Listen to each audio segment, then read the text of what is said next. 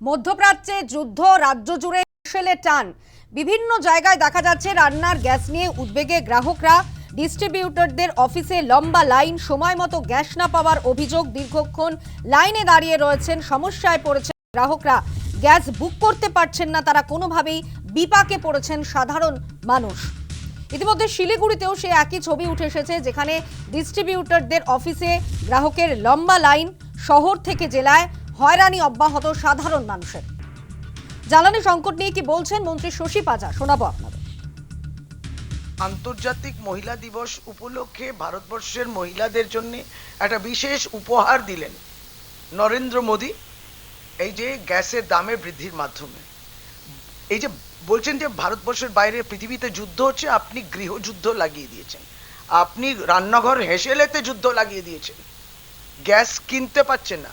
উজ্জ্বলার নামেতে বড় বড় পেট্রোল পাম্পের সামনে অ্যাডভার্টাইজমেন্ট দেখলাম। আসলে যে অন্ধকার রয়েছে সেটা তো বুঝতে হবে প্রধানমন্ত্রীকে। এবং 2014 পর থেকে তার লাগামহীনভাবে গ্যাসের দাম বৃদ্ধি হয়েছে। কবে কমেছে? একসময় কত জন কয়েক টাকা দিয়ে কমিয়েছে, তখন বলল ইয়ে উপহার হ্যাঁ দেশ কি মহিলাও কে লিয়ে, তখনও 8 মার্চ ছিল বলে। এবার কিছু বললেন না কেন? আগে আগাম আমরা সমস্যাটা বুঝে উঠতে পারছি না। কেন্দ্রীয় বাণিজ্য ও শিল্প মন্ত্রী পীযূষ গোয়েল তিনি কি বলেছেন, শোনাবো আপনাদের। Well, there is absolutely no shortage of fuel. More details are being worked out. There is a serious war going on. I think everybody knows about it.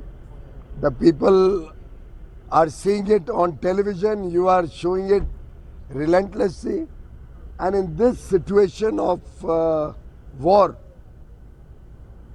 there will be concerns which will be appraised, which will be made known to everybody from time to time by the relevant department.